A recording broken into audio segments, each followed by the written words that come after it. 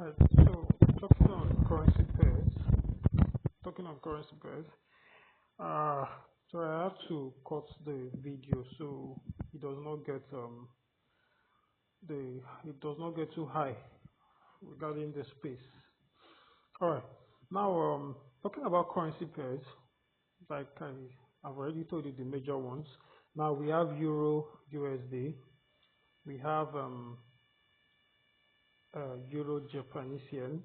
Now Euro USD, the currency pair there, we have the base and the quote pair. The base and the quote pair. The base pair is the first one there. So the base currency, the base pair, the base currency is the first one, Euro, and the quote pair is the USD. Okay, so in cases like, let's say the next one, GBP, Great Britain pound USD, US dollar, that means the GBP is the base pair while the US dollar is the quote pair. That means you're trading GBP against USD. So if GBP is bullish, then USD is bearish. If USD is bearish, then GBP is bullish. If USD is bullish, then GBP is bearish. So that takes us to a bullish and a bearish market. Okay, when you hear the word bullish, that means it's buying, it's going up. So when I say the market today is bullish, I'm looking at a bullish bias. I'm looking at a bearish bias. That means I'm looking at a sell. If I say bearish, down, anything that's going down, and that's a sell. Or another word for it, you can say short. Okay, let's short GBP JPY. Let's sell GBP JPY. Let us short Euro USD. Let's sell Euro USD. Alright, let's go long on USD card. Let's buy USD card. Do you understand? These are simply Forex terms. Simply Forex terms. Now, talking about the trend here, we have basically two types of trend. Basically, it's a trend, so it's either up or down. There's nothing else. It's either going down or it's going up. With your clear eye, you're seeing it creating higher highs, and like I explained, creating a lower high, creating lower low, lower high. That's for a downtrend. A lower low, lower high, and a lower low. That's for a downtrend. Now for an uptrend there, it's creating what? Higher highs, higher low, higher highs, higher low, higher highs. Then continue like that. Whichever thing, once it changes downward, then there is a break. Once it changes downward to a point, then there's a break there. Okay? But this, just understand, this is how the structure looks like. Remember what I said is the structure of the market. We'll be going on the chart, not now, we'll be going on the chart later. But this is the structure of the market. Now, as well, we have the ranging or consolidation. Now, price will just keep doing this. It does not break. Ups, down, up, down, up, down, up, down, up, down. It does not break in any way. You can see it's not trending. It's what is ranging, it's consolidating. And in markets like this, in times like this, you need to avoid the market because you never can tell the next direction. Okay? You never can tell, and with this, although there are some strategies that works well in a consolidating market, but it's actually not very good because one, you should understand that the trend is your friend. Have that at the back of your mind. The trend is your friend. So if you follow the trend in anything you're doing, if it's a bearish trend, then you follow it bearish. Then anything you like is a downtrend now, anything I'm doing, anything I'm looking at for that day, I should be looking out for a sell because I want to do what? I want to follow the trend. If you start going against the trend, that's where you start having series of SL, series of stop loss, series of losing trades. Do you get?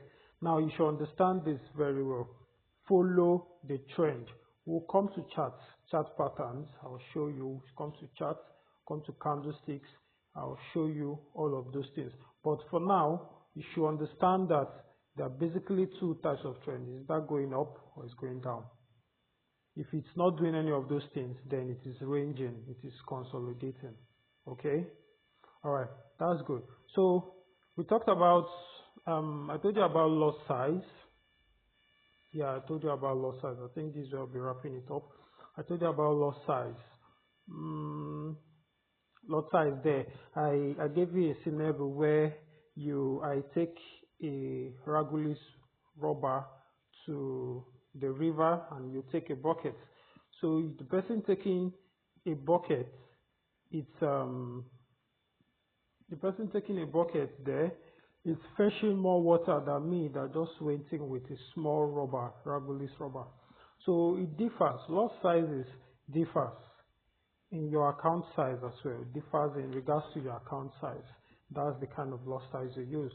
So basically we have three types of lot size. We have the standard lot size, we have the mini lot size, and we have the micro lot size. As time goes on, I still will brief you and you understand them. You can see their units with them. The standard lot size, that's about 1,000 units. Then the distance there, the mini lot size, that's 10,000 units. Micro lot size, 1,000 units. Depending, micro lot size coming from 0.001. Then standard lot size is coming from 0.1. Then mini lot size is coming from 0.1 lot. Then standard is coming from 1 lot upward. Okay. All right. So I said that I'm going to explain, the bid and what ask price. Now bid and ask price. Bid there, it's simply the selling price. Now the bid there is simply the selling price. Bid and ask price. If you watch my cursor, you see the sell button there and you see the buy button there. Let me move this out here. Alright, so you see the sell and the buy. If you watch those units there, if you watch the units there, the numbers 1.23555, then this one is having 1.23568. So there's a difference there. That's what causes the spread. Now I made mention of spread. Spread there is the difference between the bid and the ask price. So the difference between the bid price and the ask price is the spread. Okay? That's where the brokers make their money. That's where the hedge funds make their money. That's where some prophets make their money as well. So they're using spread. Very small. You will not know. You will not notice. But it's very, very small. Very, very minute. You will not notice. So they look at it very clearly here. The sell price here, that is the bid price. Then the ask price, that is as well the buy price. So please understand this, and if you don't understand, just go over the video, go over them over and over again. You will understand them better. I've explained currency pairs, relating currency, the base pair and the quote pair. I've explained the trend. I've explained lot size. I've as well explained the bid and ask price. I've explained bullish and bearish markets. So just take this. I'll still send in more videos explaining some other key things you need to know. Just go over this over and over again. If you have any question, please drop it at the chat. Okay, drop it on the chat. I will attend to them. All right, thank you very much. See you in the next class.